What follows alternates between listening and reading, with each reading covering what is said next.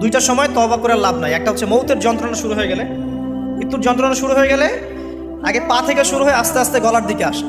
হাদিসে যেমনটা এসেছে, সূরা ওয়াকিয়ার মধ্যেও আছে যে পায়ের দিক থেকে যন্ত্রণা শুরু হয়ে আস্তে আস্তে আস্তে আস্তে এই গলার দিকে আসে, এবং আত্মাটা গলার এখানে যখন চলে আসে, এখান থেকে মালাকুল মউত আত্মাটাকে নিয়ে চলে যায়। এবং চোখ দিয়ে তাকিয়ে থাকে মানুষ, রুহটা চলে গেলে মানুষ চোখ দিয়ে তাকিয়ে থাকে। দেখবেন এই কারণে মৃত ব্যক্তি তাকিয়ে থাকে, চোখ খোলা থাকে। এবং তখন আসমান থেকে সিঁড়ি নামিয়ে দেওয়া হয়, ওই সিঁড়িতে করে আত্মা চলে যাচ্ছে, ও তাকিয়ে দেখে যে আত্মা চলে যাচ্ছে।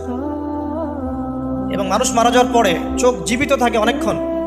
মেডিকেল সায়েন্স যারা পড়েছে তাদেরকে জিজ্ঞাসা করবে, মানুষ ডেড হয়ে গেলেও চোখ দেখবেন আরও কয়েক ঘন্টা, হয়তো আরও নির্দিষ্ট একটা সময় পর্যন্ত চোখটা কিন্তু জীবিত থাকে।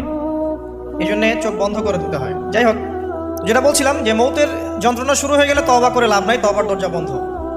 আর পশ্চিম দিক থেকে সূর্য উঠে গেলে তওবা করে লাভ নাই, তওবার দরজা বন্ধ।